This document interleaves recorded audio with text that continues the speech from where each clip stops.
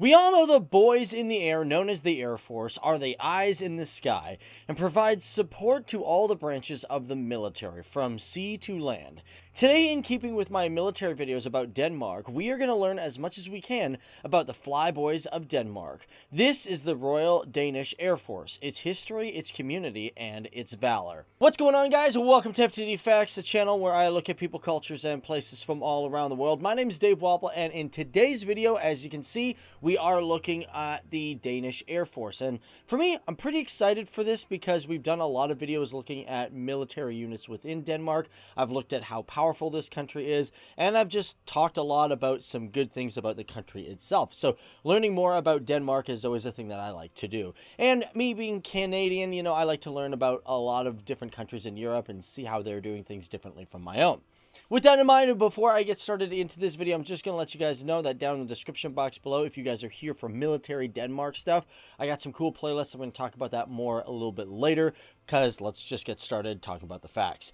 Oh, also, if it's your first time here, maybe just hit that subscribe button if you're liking what we're doing, and hit the like button if you are liking this video at any point and you want more Denmark military topics. So, phew, we got that out of the way. All right, let's get on to the facts of Denmark. So I'm going to look at history, and I'm going to look at how it is today, because I like history, and I know you guys probably do too. So who are these guys, and what do they do? Well, according to the main website, the Royal Danish Air Force website, the mission is that the Air Force controls all military flights in Danish airspace, with the Danish aviation soldiers being deployed in international operations. And within this motto, they also stand for the participation in international operations, search and rescue tasks, airspace monitoring and rejection readiness, maritime environmental tasks, support for police and special forces, and of course air transport and VIP flights. Now, the Air Force itself is considered quite a new department in terms of all the branches that are within the Danish Armed Forces, because for this unit it started on October 1st, 1950. But keep in mind, that doesn't mean that Denmark didn't have any form of military air force beforehand. As a matter of fact, it did. It had two separate units, but this new Air Force, the Royal Danish Air Force, was pretty much created out of a merger of two units. Now, these units were the Danish Army Air Corps, or better known as the Herrens Flyvevåbnet, which began on July 2nd of 1912. As well, there is the Marines Flyvevåbnet, which was formed a year prior to that on December 14th, 1911. Now, for these units, because I love learning about history, I don't know about you guys, but hey, you can't understand how the new Royal Air Force works if you don't understand the past. So let's take a look at these individual groups and learn what we can from them.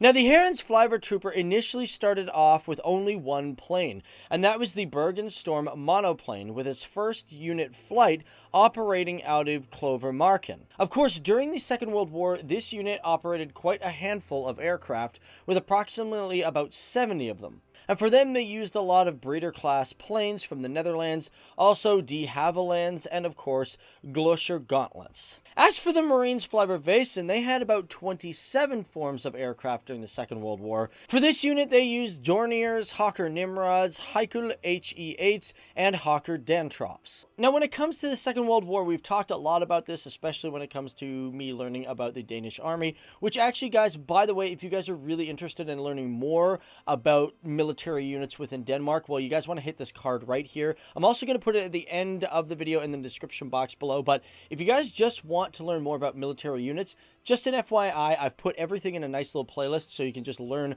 all of our military facts, especially a lot of people from Denmark like learning about their own country. That also being said, I've also done videos about Denmark itself, so I'll put those at the end and throughout this video as well. So feel free to click on that at any time. But getting back to the Second World War, one downside we know is that Denmark was pretty much occupied by Germany.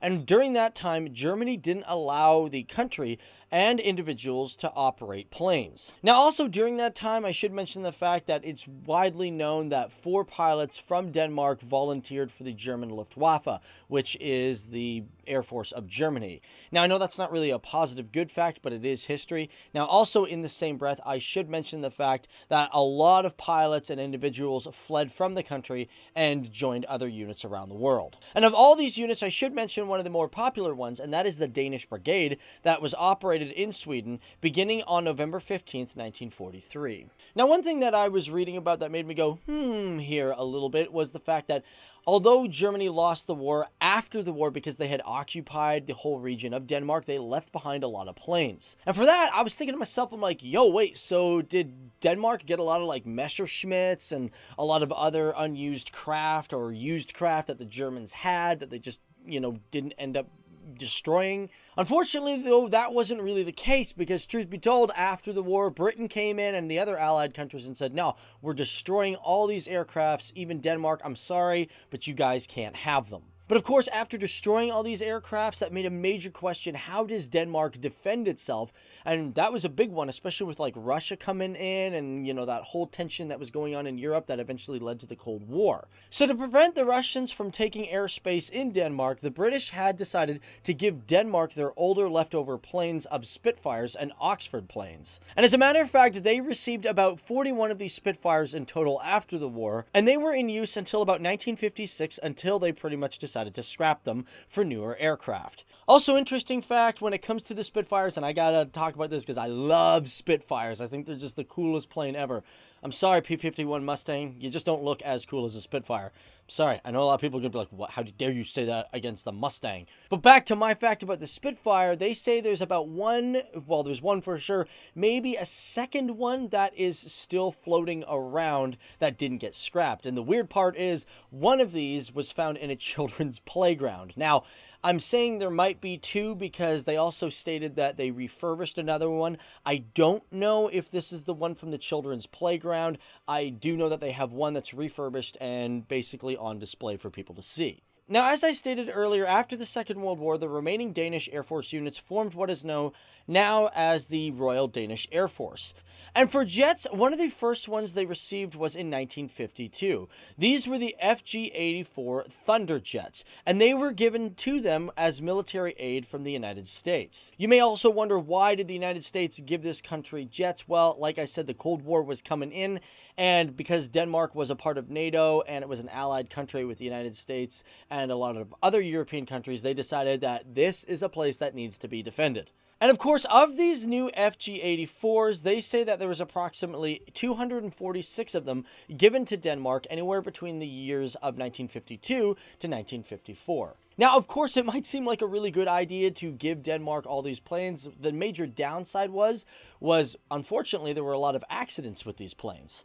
And the reason for this was probably due to the fact of little training within this certain type of craft. And because of that, it resulted in them losing 40 pilots and having over 89 crashes. Also, I should mention that it was shortly after this, in about 1957, that Denmark received one of its first helicopters. And this was known as the Sikorsky S-55 chopper. Of course, as time went on, the Cold War got more and more of a scare, and because of that, the United States decided to beef up Denmark even more. In which, by the 1960s, new missile programs had come into the country, courtesy of the United States, and ended up being transferred into the Air Force. As a matter of fact, during this time, the U.S. had installed Nike missile systems used to defense against Russia. By the 1970s, Denmark had not only received new planes in partnerships with the United States, but it also brought in the Royal Danish Air Service, which was the newest service that was operating outside of the Air Force itself. Fast forwarding a little bit more, by January of 1980, the F-16 had been introduced and became Denmark's main fighter. And as a matter of fact, it is still in use today. It's been around for quite a long time. However, also by the 1990s, the Air Force was doing operations in the Yugoslavian wars by supporting military units with their C-130 Hercules. As well, for the new F-16, they used them in many combat operations such as Kosovo in 1999, and as well in 2002, they also supplied F-16s to Afghanistan for the Allied joint operation known as Enduring Freedom. which pretty much went from about 2002 to 2014. Should also be mentioned, by 2002, they also had interest in replacing the old F-16s and introducing a new fighter, and that is the F-35. And although it took years, as of June 9th, 2016, they've officially chosen the F-35 to eventually replace the F-16, purchasing approximately 27 of them, which in total cost an entire budget of $3 billion US. Now, with the mention of the F-16 and the F-35, let's take a look at equipment, how much they got, what they do have. Keep in mind, they do say they operate about 93 pieces of aircraft. That might be right on the nose, it might be inaccurate, but it's a good ballpark figure. So for the F-35s, as stated, they do have 27 of these on order, and they are planned to replace the 30 already in use F-16s that the country currently has. For their Super Hercules C-130s, they have approximately 4 of them. They also use the Eurocopter Fennec, which they have 11 of them, and of course they use the Seahawk, which they have about 9. Of course, on top of this, they also use 14 Augusta Westlands, which, by the way, this classifies as a multi-role helicopter, meaning it's good for utility and combat as well. By the way, for these Augusta Westland, I guess the UK and Denmark still have a good partnership because the UK bought 6 of these for Denmark. Also, on a side note, now I didn't know that they just recently did this, but I guess when it comes to Greenland, they don't do very many training operations up there. I guess it's due to the Arctic and cold weather. However, for the F-16s in 2014, this was the first time they ever flew these fighters over Greenland to see how these planes operate in Arctic zones. Overall, on top of that, Denmark, they say there's approximately 5 known air bases, with the Air Force Command being located at the Karup Air Base. There's also bases in Aalborg, Bornholm, Skagen, and Skridstrup. Which, by the way, Skridstrup is the base that operates and houses the famous F-16s. As well, for these soldiers within these bases, the entire Air Force is estimated to have a total personnel of 3,476 plus 10 conscripts. Also, when it comes to their ranking system and their, I guess, insignias, believe it or not, it follows the RAF, which is the Royal Air Force from Britain. Of course, they do have some changes, but it mostly follows that. As well, in today's world, the Chief of Defense is General Bjorn Bisserup, and the Chief of Air Staff is Major General Anders Rex. That is the coolest name ever, Rex. I like it. Tyrannosaurus Rex. He's gonna bite the wings off of any Russian aircraft coming in. Arr! And of course, to close it all off, although I did mention some of the operations it's been a part of, such as Enduring Freedom, Kosovo, and the Yugoslavian War, in between 1960 to 1964, they also flew their S-55 helicopters in the Congo. As well, during Operation Enduring Freedom between the years of 2002 to 2003, the Royal Danish Air Force took part of 743 sorties or attacks. And from 2005 to 2007, the helicopters of the Royal Danish Air Force took part in 354 missions in Iraq. Either way, guys, that is me just looking at the Air Force, the Royal Danish Air Force of Denmark. What are your thoughts on this? Did you guys like this video? Again, if you want more, be sure to give this video a big boopity-boo thumbs up because, yeah, I'll do more military topics. I don't think I'll get to a part 2 on this because there's such a little amount of information about these guys out there in the real world. Also, if it's your first time here, hit that subscribe button. And before you get out of here, guys, check out those playlists. If you like learning about militaries and all that stuff, trust me, I put it all in a nice little list for you guys so you guys know it's perfect, it's beautiful. You guys go, oh, I want to learn more about that. The Army, how much power it has. It's right there. And I'm going to continue to do more. So be sure to check those out at the end or in the description box below. Okay, I'm getting out of here, guys. I'll see you later, okay? Bye-bye. Yeah. Okay, here's those playlists that I was talking about, guys. Thanks for tuning in. We got tons of stuff that you guys can learn about, which also, if you guys just don't want to learn about the military, but you want to just learn about some cool things in Denmark, I've also got this playlist right here all about Denmark. Beautiful country, beautiful people, all that stuff. Okay, I'll see you later. Bye.